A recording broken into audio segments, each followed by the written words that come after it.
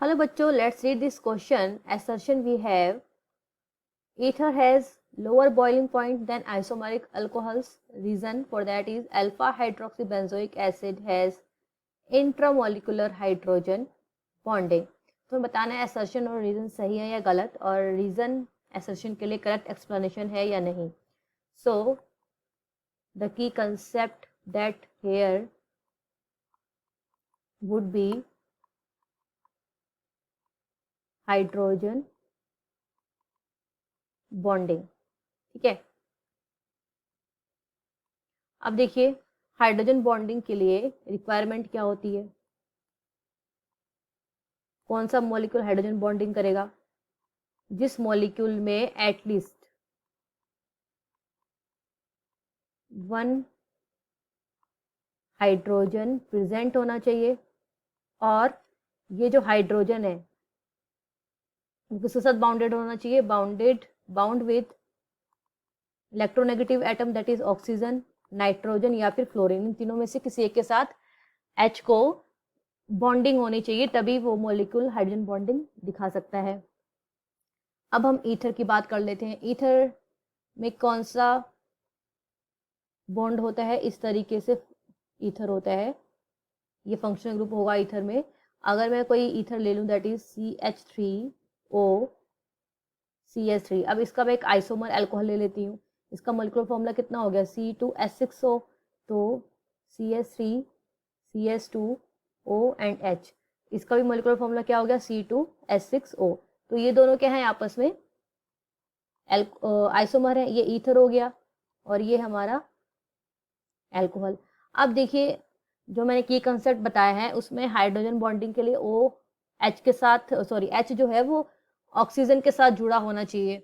अब ईथर में अगर आप देखेंगे ये ऑक्सीजन के साथ जुड़ा हुआ है कार्बन के साथ. ठीक है, तो ये आपका लेस पोलर हो गया, बॉन्ड लेस पोलर हो गया.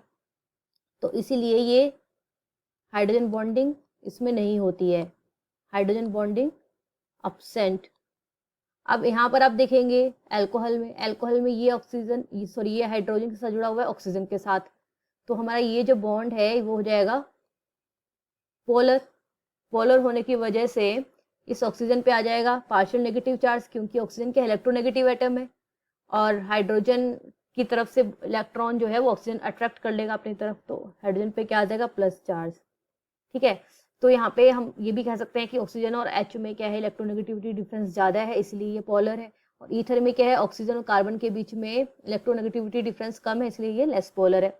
अब ये यहाँ पे क्या बना लेता है? हाइड्रोजन बॉन्डिंग कर लेता है. कौन? अल्कोहल. किस तरीके से करेगा देखिए. अगर मैं सेम मॉलिक्यूल ले लूँ CH3 CH2OH और दूसरे मॉलिक्यूल ये ले लिया CH3, यहाँ पे 2 आएगा. तो अब देखिए ये है हमारा इलेक्ट्रोनेगेटिव एटम, H हो जाएगा पार्शियल पॉजिटिवली चार्ज. तो इनके बीच में इस तरीके से इंटरेक्शन हो जाएगा. ये है हाइड्रोजन बॉन्डिंग. अब हाइड्रोजन बॉन्डिंग क्या होती है? स्ट्रॉन्ग होती है, जो ईथर में प्रेजेंट नहीं है. तो इस बॉन्डिंग को ब्रेक करने के लिए हमें एनर्जी देनी पड़ेगी. एनर्जी देंगे तो क्या हो जाएगा? बॉइलिंग पॉइंट इसका इंक्रीज हो जाएगा. तो इसीलिए अगर हम देखें ईथर्स